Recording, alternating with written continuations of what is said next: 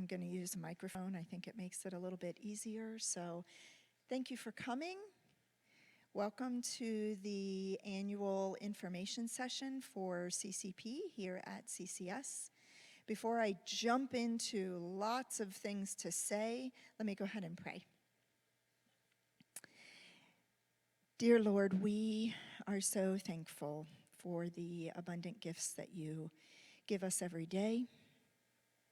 We are thankful for the gift of your Son so that we can spend eternity with you. I thank you for the families here and the students here as well, Lord. I ask your continued blessing on them. And I ask you to give me wisdom as I'm presenting and clarity. We love you, Lord. Amen. Okay, first I want to tell you that CCP is governed by state law. And so many of the things in this presentation are required to be there by state law. State law is very clear about what needs to be included in the presentation. It doesn't mean I can't add more things, but I just want you, if you see things and you think, I wonder why she's doing that, that's because I'm required to do it by state law. So this first part of the meeting is for all of you who have not participated in College Credit Plus before.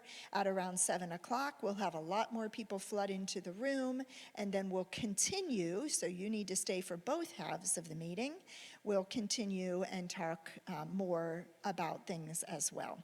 So I just like to start by giving you a couple of quotes that are not from me because I have to talk a lot this evening. I didn't introduce myself, I'm really sorry. I'm Mrs. Gina Smearsall. Most of you maybe you've seen my name, but I am a high school science teacher here at CCS, and I'm also the CCP coordinator. So I'm sorry about that. I'm not going to read this to you. I'm just going to be quiet and let you read when I asked some students and parents about why they participate.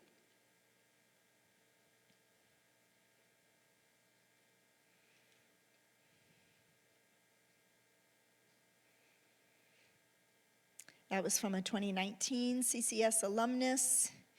There's more words, but here's one from a parent.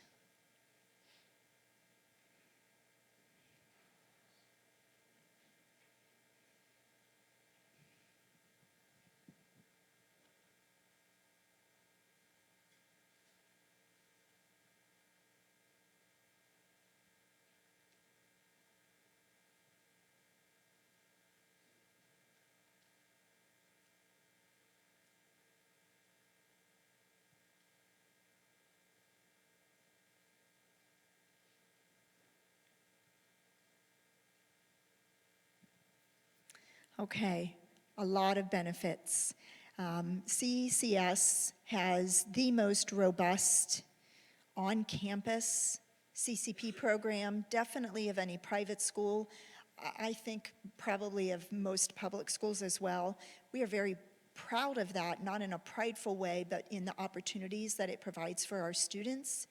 And it has become kind of a flagship program at CCS with all of the benefits that it provides. So we're in it for CCP. So CCP is a dual enrollment program, meaning students can receive high school and college credits at the same time. One thing that's unusual is that if students take a 3 or more credit hour class, which most of them are, that actually equals 1 full high school credit. So if you take a 3 credit hour class in 1 semester, you've just earned a full high school credit. So the high school credits add up very quickly. You can see some of the requirements. Now, by state law, I am required to invite all students who are currently in grades 6 through 11, because the program is opened up to students in grades 7 through 12. But our classes on our campus are offered for students in grades 9 through 12. So students in grades 7 and 8 are allowed to participate by state law. By our recommendation, we usually say high school is best. I can't prohibit junior hires from participating on their own if they want to take an online class or a class on a college campus, but we don't have room in our sections here for junior high students. So students can take a variety of courses at public colleges in Ohio, as well as participating private colleges. I do want, this is really important, and I'll say it multiple times, when students take these, they are taking college classes. They're walking into the high school classroom, the physical high school classroom, to take a college class. So these are governed by the college departments and all of the policies of the college. The other thing is that I mentioned this is state law. CCP is governed by Ohio Revised Code and by some rules in the Ohio Administrative Code. So at the bottom of the screen, I have actually added where, when I'm talking about things, where they are in the Ohio Revised Code 3365. If you want some really exciting reading, you can look that up, okay? So some of the things here, students may apply to multiple colleges. They can take classes through multiple colleges. They can take classes in the summer, fall, and spring sessions. They can take courses at their high school. We call those embedded courses, or they can take online courses or courses on the college campus. First, how are students eligible? This is step one to participate. Students can only participate in CCP if they are eligible, and here's what determines their eligibility. They need to eat any of these. They don't have to have all of these, but if they meet one of these criteria, then they are eligible. One of those, I don't know if I'm doing them because I want to look at you, not always here. One of those, and the easiest one that most of our students meet, is that they need to have a 3.0 unweighted GPA. The second that they could have is a GPA between a 2.75 and a 2.99, as long as they have earned A's and B's in the subject area for which they want to take a course. So if their grade point average is a 2.8, but they have A's and B's in English, then they are eligible to take an English course. And then the third, if students don't meet either of those, first I would like to say, if students don't meet either of those, I would suggest that they're not ready for CCP. These are college classes. Now, we don't expect high school students to take college classes. This is rigorous, and this is meant for students who are ready to do it. And it's okay if they're not ready. They're not actually supposed to be yet. We just have so many outstanding students that they are ready to take these. So the third way, if a student does not meet those criteria, is that those two with GPA, is that they can take a specific test and earn a remediation-free score. I'll talk more about those kind of tests as we go. So if they're eligible, which many of you sitting in here already met that, check one. Okay. Second step is that you have to be admitted to the college. Now, when a student, let's say a high school, typically we know these are high school seniors who are applying to college. The student is filling out the application, not the parent. It is the same here. The student needs to sit down and fill out the application. That does not mean that a parent can't sit right next to them and make sure that they spelled their address correctly on their college application, because they may be 14 doing this application. But allow them the chance to fill out this application. The other thing that you may have to help them with is might be the first time for a student that they have needed to enter their Social Security number. And many of them don't even know what that is or where their card is. So you may have to help them with that.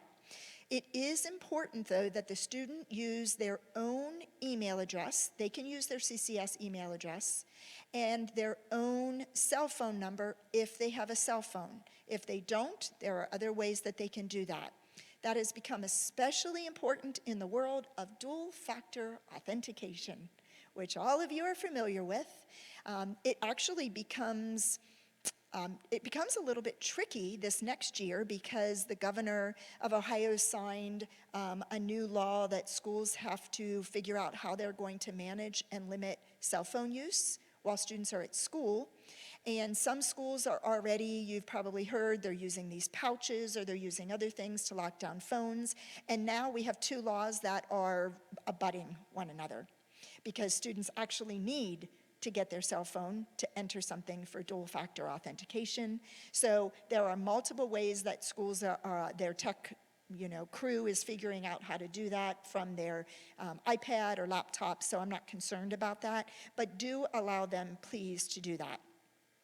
You can find out about the requirements of the college. Some of them have dates that you have to submit applications. You do have to meet the admission requirements. And the admission requirements might be different for Cincinnati State than they are for Cedarville, than they are for UC or Miami. So the student has to meet, in addition to being eligible for CCP, they also have to meet the requirements of the college for admission. So it's possible to be eligible for CCP, but not meet a requirement for a specific college, depending on what their requirements are, okay? Included in the college application, so the student is filling out the college application, but then the parent is going to receive usually an email or there's going to be a form. I don't know, Tara, how do you guys do your mature content? It's on the application now. The Okay. permission slip and the mature content, they can do both of those electronically as part of their checklist. So the student is filling out the application, and then the parent walks over to the laptop and they sign their signature. Okay. So, by the way, let me take a pause. I do want to recognize, because I may ask them different questions, we are really blessed to work with college partners. And so this evening we have 3 colleges. We're required by state law to invite every college within a 30-mile radius. And we're excited because 3 colleges chose to send representatives here tonight. So Malia is back here with University of Cincinnati, and Tara is over here with Cincinnati State, and Kristen is over here with Cedarville University, and you can meet them, you'll hear from them at the end, but I just want to, when I ask them different questions. Parents, these are college courses. The subject matter will not be altered even if the students are 14. Because of that, a parent needs to sign a mature content form that you understand that. Let me say, we really don't have issues with that. Yes, you have to sign it. For our embedded courses here, we have never run into an issue where we are concerned with what they're reading or what they're writing. But I will say, depending on the course that a student may choose online or other places, the college will not alter the material for them, no matter what their age is, okay? Okay, step 1, eligibility. Step 2, college admission. Step 3, funding. Because what you want is for the state to pay for this. I want to tell you that this is a source of frustration, not just for me, but for many, many people in the state of Ohio. And that is that students at public schools receive funding to take 30 credit hours worth of free funding every year in high school. That is very different for non-public students. I know that you pay the same taxes. I did too. My 4 boys graduated from here. I get it. But I don't make the law.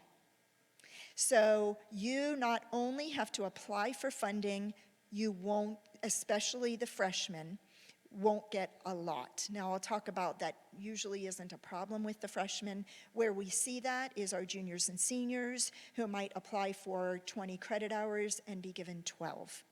I'll talk more about what you can do, but in order to ask the state for funding, you have to fill out a funding application. Students fill out college applications, parents fill out funding applications. So this is a requirement of parents. You have to use your own information, your driver's license or ID information. You will also need to upload a college acceptance letter. That's why you have to do the steps in order. Later in the presentation, I'm going to show you one slide of what the Ohio ID portal looks like, just so that you can see what you're doing here. So you'll ask for credit hours, and then a few months later, they will tell you, actually 1 month later, about 1 month, they will tell you how many you're given, okay? I'll talk more about funding also. So state funds are awarded 5 weeks. I've already talked about this on there. So if students ask for a certain amount of funds, let's say they ask for 20 credit hours and they receive 12, but they still want to take more courses, they can do that and self-pay. One of the reasons that we work in our embedded courses, specifically with Cincinnati State and Cedarville University, is that they have agreed for honestly, a steal of a cost per credit hour if you have to self-pay. So first, ask the state. If you want to take more hours, you can choose to self-pay. And when you choose to self-pay, Cincinnati State charges about $42 per credit hour. Cedarville charges $65 per credit hour. Malia, what is UC's current rate? $125 per credit hour. But if you have sent a kid to college recently, that's a steal. So we'll talk more. I think I moved to my own slide. Okay, the application for funding opens February 1st. The deadline is April 1st at 5 o'clock. Don't wait until April 1st. The number of emails I get that say, the system seems to be backlogged, I can't get into the system, the system can get overwhelmed on April 1st, just do it before that. It closes at 5 o'clock, and if you don't apply for funding by April 1st at 5 o'clock, you will not be allowed to have state funds. You can still participate, but you will have to self-pay, okay? Okay, step 1, eligibility. Step 2, admission. Step 3, funding. Step 4, course registration. First of all, let me say, this is usually taken care of very easily if you're interested in embedded courses here at CCS. Because in February, when you come to the scheduling meeting and you choose what classes you want to take at CCS next year, we just go ahead and give the college the roster. So you don't have to contact Cedarville and say, I want to take fundamentals of speech at CCS. If you're taking it here at CCS, we manage all the course registration for you. If you want to take an online class or take a class on the college campus, then you will need to register for those as well. And then you'll have to meet with an advisor at the college, just like other college students do. Most students do that virtually, and I'll talk more about that a little bit later as well. The college courses through CCP can satisfy graduation requirements. I can always answer questions about, will this class count for this? There is a substitution crosswalk that I can look at to see that. Usually students just come to my room and say, Mrs. Smearsall, if I want to take this, will it meet this graduation requirement? And that is pretty easy. High schools and colleges, I will show you a few that I've developed, and colleges have these as well because they're required, have what are called 15 and 30 credit hour pathways. So that if students have a goal of saying, I'd like to earn 15 credit hours through CCP before I graduate, they give some suggestions of the kinds of credit hours that will be best for you to take as your first 15. I'll also talk more about that a little bit later. Okay. I'm required to put this on here. Students have to complete their first 15 credit hours in level 1 courses. You can see all of the ones that count for level 1 courses. All of the courses we have on our campus are level 1 courses. Okay? Once they have 15 credit hours in level 1 courses, then they can move to level 2 courses You can look, if you're interested in that, I can pull up and give you more information on level 1 and level 2 courses. Those are also listed on college websites. The list here are non-allowable courses. Physical education courses, for example. You can't take a course in fencing, although that would be kind of fun, but you can't take it with CCP, okay? You also cannot take religious courses. You can see the list there. I don't need to read it to you. But these are non-allowable courses. If you have questions on whether a course is allowable, usually I see when students sign up for courses, if I have any concerns, I usually bring it to their attention. So does the college. The college is very good with communication about what is allowed and what is not. Okay, grades. This is important. The final grade that a student earns in a college course will also be entered on their high school transcript, exactly as the college sends it to us, or as our professors here are able to do that. So, and when I say our professors here, we have, it's actually amazing how many staff members we have that are eligible to be adjunct faculty at the college level. At our private school, to have people in the area of science, math, social studies, history, Spanish, I know I'm missing a few there. In order to teach those courses here on campus, their teacher has to have a master's degree in their subject area, like a master's degree in history, or a master's degree in something with 18 credit hours in a graduate area. So CCS is very blessed to have so many teachers so that our students can take courses here without going to the college campus. The final grade that is entered must match. So for example, Cincinnati State does not use pluses and minuses. If you get a 90, it's an A. If you get a 99, it's an A. Cedarville does use pluses and minuses. So dependent on the college, the grade on the high school transcript will exactly match what it is from the college. In terms of, those are factored into the GPA. Now, the law says, and the rules really say, that the course grades will be factored into the high school and college GPAs. But I do like to tell students, this is not a hard and fast rule. There are a lot of colleges, so I don't know all the rules of every college. Most colleges do not start a GPA with transfer credit. So if a student takes, 15 credit hours through Cincinnati State while they're here at CCS, and then they transfer to UC, that will come in as transfer credit, and their GPA is not started with that. But if you take classes at Cincinnati State here, and then you attend Cincinnati State College, we have several students who graduated last year that are attending Cincinnati State this year, your GPA does start with the courses that you took here. So it's good just to be mindful of that. The other thing is weighting. All advanced courses, so that is honors courses, AP courses, CCP courses, have to have the same consistency in terms of grade weighting. So CCS this year changed the GPA assignment of, for example, an A+. An A+ is now a GPA for that course calculated at a GPA of 5.3. So we have had to do some changing because now CCP courses have to match that highest new weighting application standard.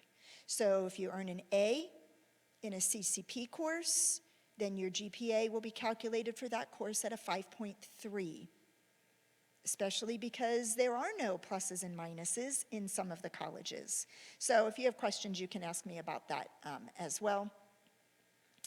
Okay, This is required to be on here. Most of you in here, this does not apply to because I'm seeing younger faces here.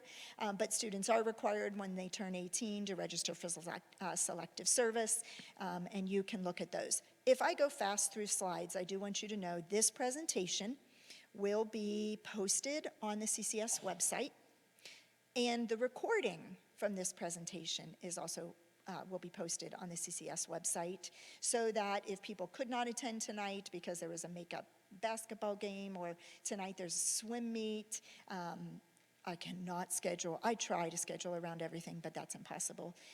They can still watch that and see that. So if you ever want to go back to this because you feel like I went too fast or you didn't understand, it will be available for you. Okay.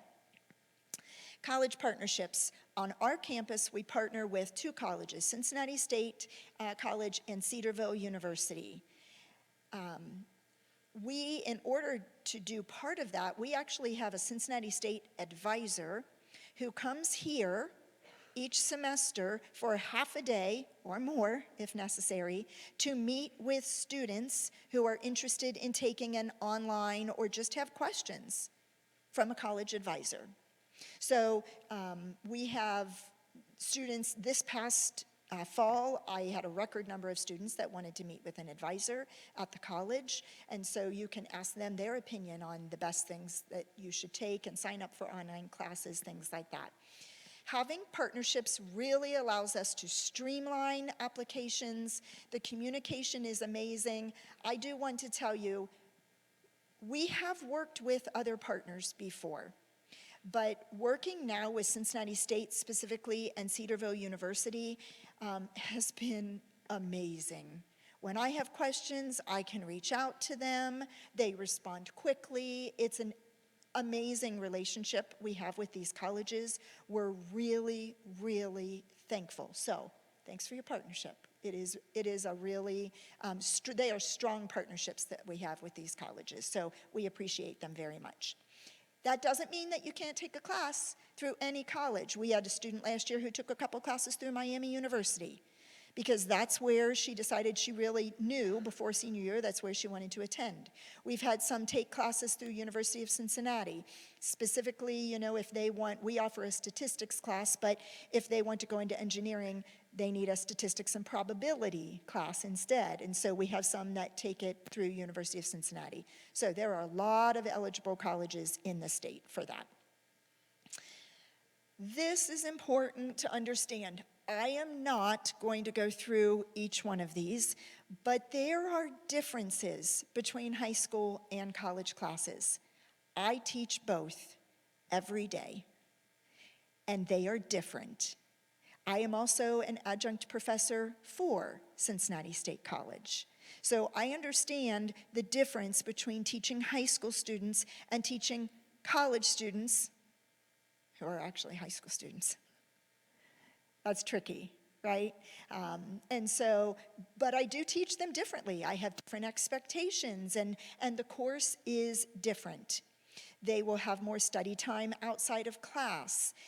You can see some of the things that are on there. I do want to point out some of them on the next slide, and of course some of these are required for me to tell you. There are, for many high school classes, students consistently have little 10-point homework assignments. That doesn't always happen in college classes. Many of you have had experience with that, where maybe you took a college class and there was a midterm and there was a final, and those were your grades. For our embedded courses, that isn't really the case, but we've had students that have a lot fewer assignments. Specifically, I want to point out the role of the parent and guardian. This is hard. You know them.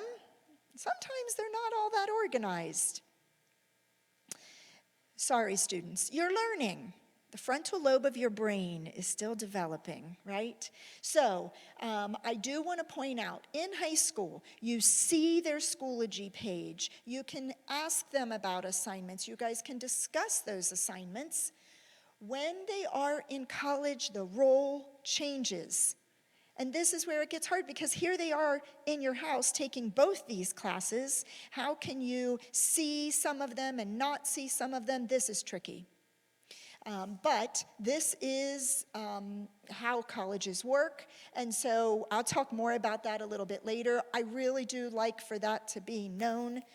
I had an email in December, actually it was in January, from a parent, no student on the email, that said, how can I sign him up for an online class? And any parent that emails me, I respond and include the student and say, I'm including your student because they are the college student. They will need to advocate for themselves and sign up for an online class. Parents can't call and sign up their kids for an online class in college. Okay? So I just like to point some things out. There is a big difference in accommodations. So for students that are on IEPs or 504s, there is a really big difference, and I'm happy to I don't want to spend too much time, but I'm happy to go through, and Mr. Culpepper can go through that process as well, so that you can understand what the differences are with that. Okay, what does it mean to be college ready? It's not just academics, right? One of my sons, honestly, he was academically very gifted, intellectually. I would not have put him in a college class in 7th grade. I actually believe he could have done the academic work in 7th grade, but by golly, his time management skills weren't very good. So there are other things to consider, and you know your student. We actually have a stepping stone program here that I'll talk about that students can take. We don't have a lot of courses available for our freshmen, even for sophomores, because we want them to learn. They're growing. They're still growing up, right? What are the benefits of participating? You've seen and heard those as well. So I'm actually not going to read all of that to you. You can look at that later, but I think I've touched on most of that already. Okay, expenses for CCP. I've mentioned this already. You do want to ask for funding. By default, we will assume that you're going to use funding from the state to pay for the course that is called Option B, according to the state Ohio Revised Code. That means that all materials, textbooks, lab materials, any other fees that the college might charge. If you have college students, boy, there's a lot of little fees that tend to crop up.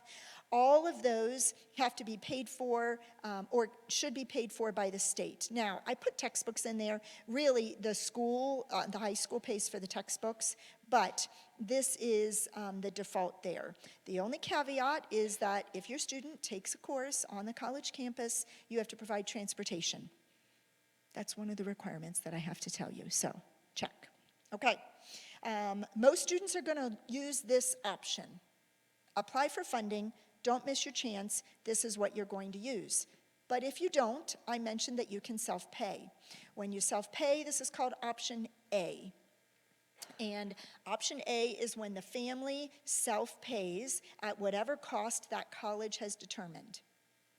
That is done between the family and the college. You don't pay CCS for that.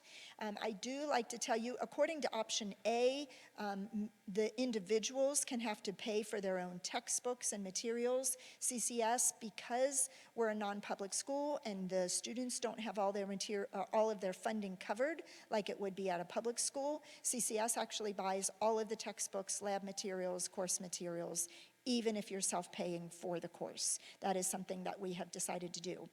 When you do Option A, you can choose to only have that course listed on a college transcript. That almost never happens because students also want it on their high school transcript because it's meeting one of their graduation requirements. We will assume that you want this course listed on your high school and college transcript unless you tell us within 14 days of the college academic calendar that you want to participate in Option A. All right. So, what support services, you still, even though it's a college course, you can come and talk to me. You can go and talk to somebody in the student services department. They can answer some of your questions, and then some of them they'll say, let's talk to Mrs. Smearsall. I have an assistant CCP coordinator. Her name is Amanda Miller. She could not be here tonight. It's one of her kids' birthdays, so they're celebrating tonight. You can talk to Mr. Booth. You can talk to Mrs. Raby. You can ask us questions, and we will still give guidance. I saw recently that there was a student that told me, he's a senior, that he wanted to major in physics next year. He's attending Cedarville University next year.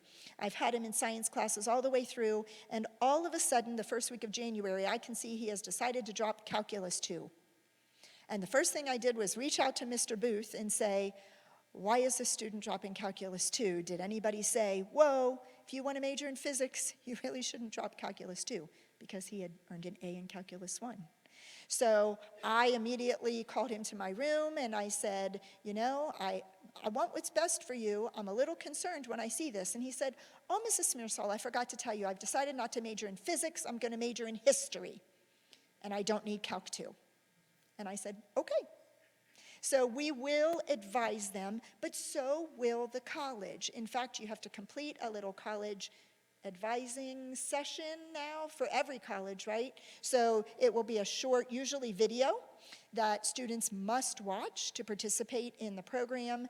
And then you have the same academic supports. So on Blackboard, which is the current LMS, Learning Management System for Cincinnati State, for Cedarville it is Canvas, you have access to all of their library resources, tutoring resources. You have access to all of those resources for those classes. Okay, will the courses transfer? This is a question I get a lot. I follow up with a lot of alumni because this question is important. If you're going to take the time to take college classes here and then you go to the University of South Carolina or you go to Taylorville University, will they count those credits? And I follow up with students every year, and I want to tell you there have been 3 occasions where a student did not earn transfer credit. There have been a couple more occasions where they'll say to me, one of the students who's attending and just finished her first semester at University of South Carolina, she emailed and said, Mrs. Smearsall, they're saying that they're not going to count Calculus 2 that I took last year because it doesn't meet their requirements. And I said, advocate for yourself, bring your syllabus from Calculus 2 into somebody at University of South Carolina and show them before they make a decision. And that's hard to do when you're 18, to make an appointment and advocate for yourself and say, I know you said no, but really I'm hoping you'll say yes. And so she did it and emailed me 2 weeks later and said, just earned my 5 credit hours of Calculus 2. So we see transferability to private colleges, out-of-state colleges. In the state of Ohio, public colleges are required to accept them. But if you're concerned about transferability, then contact the college. I did this. One of my sons wanted to go to UC. He wanted to go into a major in DAP, if you're familiar with that. Industrial design is what he wanted to major in. And I thought, boy, I wonder if they will count this course from Cedarville University for this course at UC. And I reached out, I gave them the course number, and I said, would you count this as, this course? And when they said yes, I printed out that email and saved it. Right? So these are the things that you can kind of look at if you're looking for transfer credit. There are also resources. You can ask the colleges. You can go on a website called Transferology. It's not intuitive to use, but the Student Services Department and I can help if you have any questions about that. Okay, deadlines.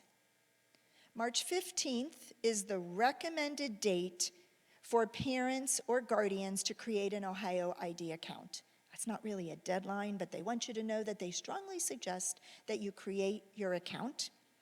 April 1st is the deadline to submit your funding application, but you'll do it before then.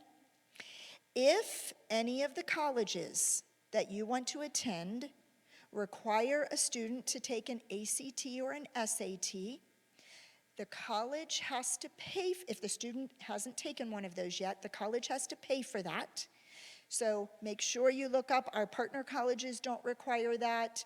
Many colleges have dropped that requirement. Malia, do you guys still require that for CCP students? No. So say that again.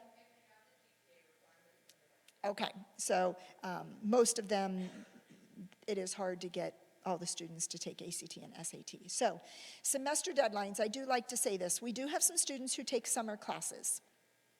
They can take summer classes, but they need to be really on it because they're going to get their funding in early May, and colleges operate on a different summer schedule than CCS does. So most of the time, the college class will actually start before we are finished. So they have to be ready to take both of those, so I just ask, people to be ready for that. Okay, next steps. I already told you all of these. Apply for admission, complete the funding application, and then in February, there will be some scheduling meetings. Come to those so that you know how to schedule courses here at CCS and what is available for you. Okay, other questions? Again, this will be posted, and those links will be available. So if you have questions, the Ohio Department of Higher Education actually has one web page that is specifically for non-public schools, and for homeschools, so you can go on there. And you can follow up if you want to look up any other information. Can I just say, usually it's just easier to email me than to try and find the information. That there is so much information on these web pages, but you are welcome to visit them. I just want you to know I'm happy to answer your questions as well, okay? All right, I'm not going to take questions right now because I'm going to continue with information that applies to all of the students because there's more. So I'm going to stop for a few minutes, and we have people I see out in the lobby and out in the hallways ready to come in. So I'm going to wait a couple minutes, and then I'll start again, okay?